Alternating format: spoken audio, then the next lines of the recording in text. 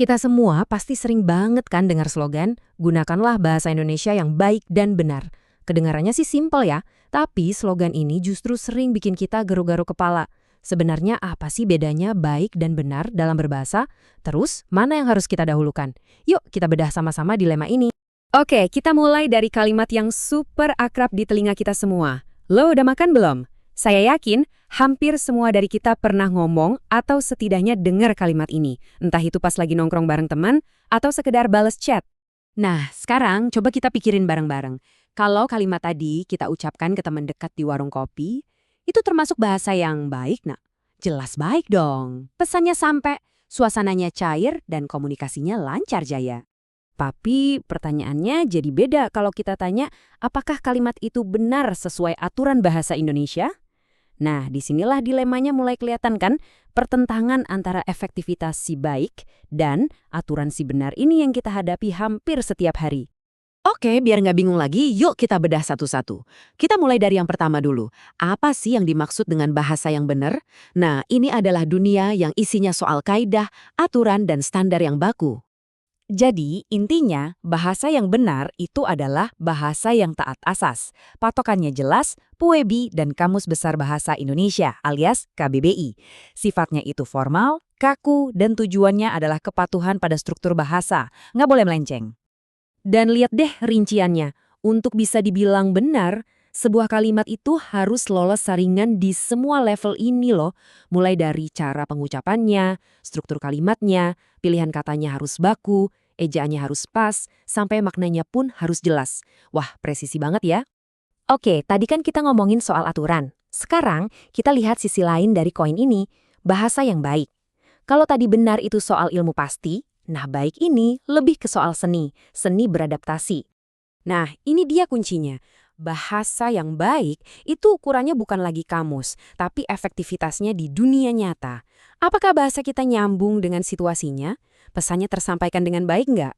Apakah sopan dan sesuai dengan nilai di masyarakat? Itulah inti dari bahasa yang baik.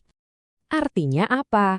Artinya, jadi komunikator yang baik itu menuntut kita buat jadi semacam detektif sosial. Kita harus jago baca situasi, lagi ngomongin apa, tujuannya apa, ngomong sama siapa, di mana tempatnya, dan yang paling penting, nyambung nggak sih omongan kita di konteks itu? Tabel ini ngerangkum semuanya dengan jelas banget. Di satu sisi, bahasa benar itu acuannya kaidah, sifatnya baku, tujuannya patuh aturan.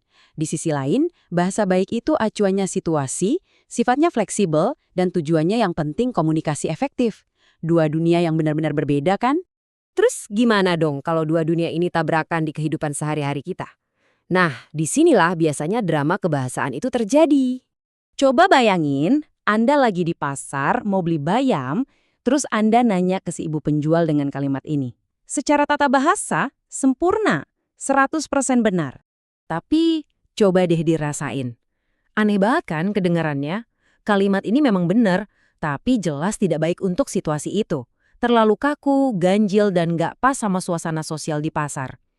Alih-alih transaksinya lancar, bisa-bisa si ibunya malah bengong, komunikasinya gagal total. Oke, kita pindah ke contoh lain yang pasti kita semua pernah alami. Pas pesan makan di abang-abang gerobak.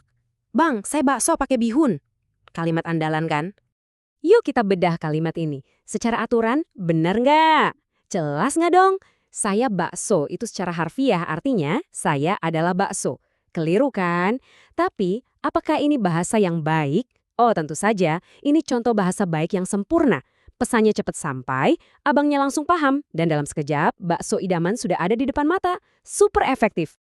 Jadi, gimana dong solusinya? Apa kita harus milih salah satu, jadi tim benar atau tim baik? Ternyata, jawabannya nggak sesederhana itu.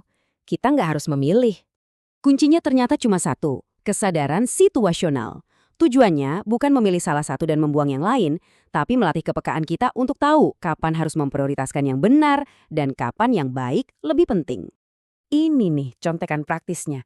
Kalau situasinya formal, misalnya rapat penting atau nulis skripsi, ya jelas prioritaskan bahasa yang benar. Tapi jangan kaku-kaku amat, tetap jaga kesantunan biar tetap baik. Sebaliknya, di situasi non-formal kayak di pasar atau ngechat temen, utamakan yang baik biar komunikasinya lancar. Tapi ya tetap usahakan mendekati benar. Contohnya kalimat bakso tadi, tinggal tambah satu kata aja.